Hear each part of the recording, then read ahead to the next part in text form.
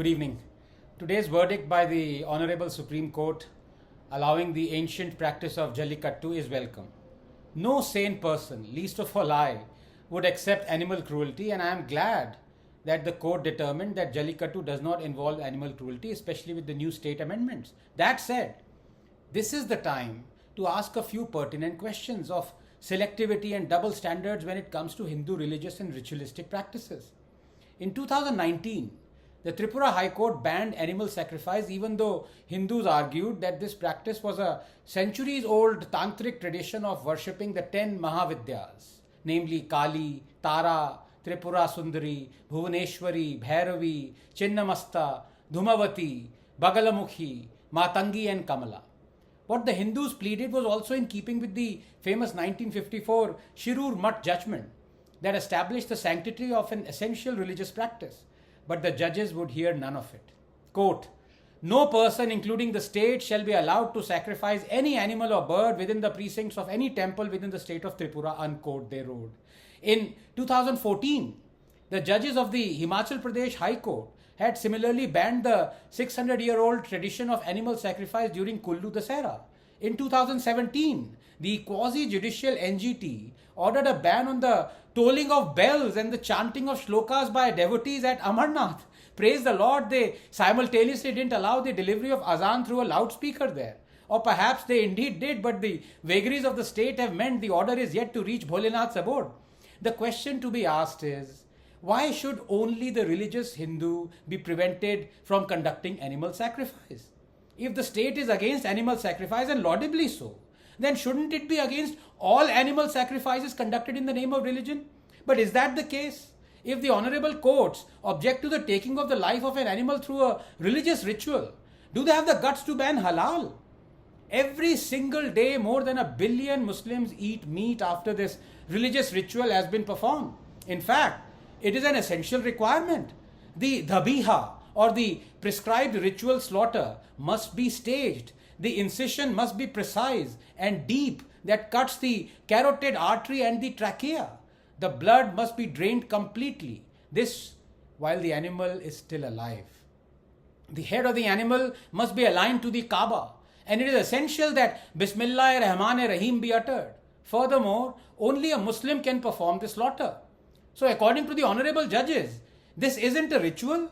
In fact, this ritualistic practice has been deemed so cruel in many European countries that it is mandatory to stun the animal before performing halal. But do our judges have the courage to shun selectivity when it comes to animal rights? Hindu festivals and celebrations and sporting events are easy target, be it Kambala or Jallikattu as was previously the case, or Naga Panchami, or even kite flying during Makar Sankranti, or believe it or not, restricting the height of the Dahi Handi during the Janmashtami festival. The judges have capped the human pyramid height to 20 feet, saying anything above would inflict harm to the participating humans. Quote, "We only know of Krishna stealing butter. Did he also indulge in acrobatics while stealing it?" Mock the judges. I want to ask these judges, what happens to all their mockery and colorful retorts when it comes to Muharram, where tens of thousands of Muslims openly inflict serious bodily harms to themselves and to others with whips laced with steel claws that stab deep into the devotee's flesh amidst chants of Ya Abbas, Ya Abbas? Is that not inflicting harm? But do our milords have the guts to ban this ritual during Muharram? It is the same with banning crackers during Diwali, but allowing millions of tons of stubble to be burned during the same month, or millions of trees to be cut during Christmas, or allowing fireworks during New Year celebrations, because apparently only Diwali is increasing the carbon footprint and contributing to pollution. The rest are purifying the environment. And for those who blame Diwali for the state of Delhi air every year, here is some perspective. An area of 17,900 square kilometers, or 12 times the size of Delhi, is on fire continuously for weeks on end right next to Delhi.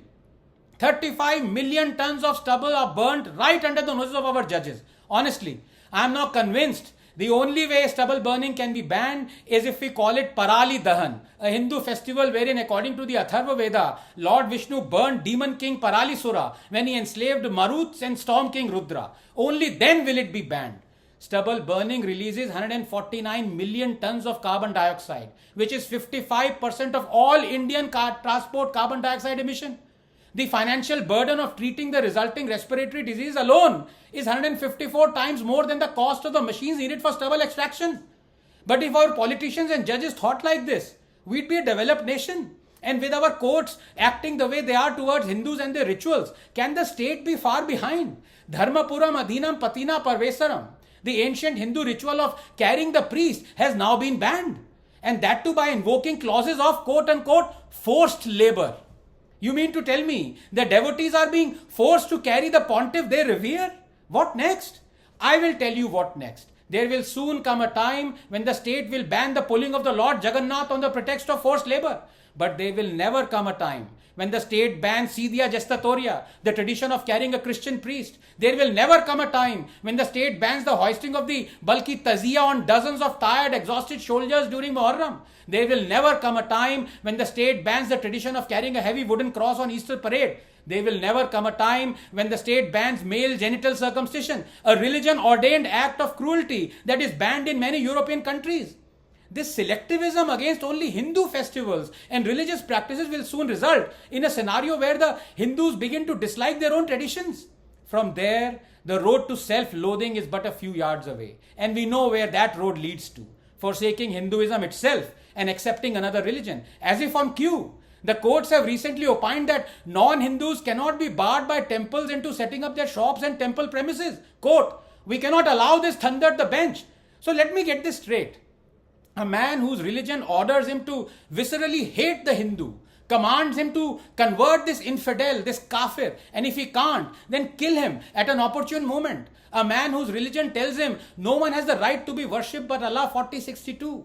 That those who deny the Quran, their necks will be shackled 4070. That polytheists or Hindus are the worst of creatures 98:6. That fight against those who do not believe in Allah and who do not adopt Islam, fight them until they give the jizya while they are humble 929. That do not marry polytheist women unless they believe in Islam 2:221. That those who disbelieve in our verses, we will drive them into a fire 456. That do not take disbelievers as friends unless they convert and kill them if they refuse 489.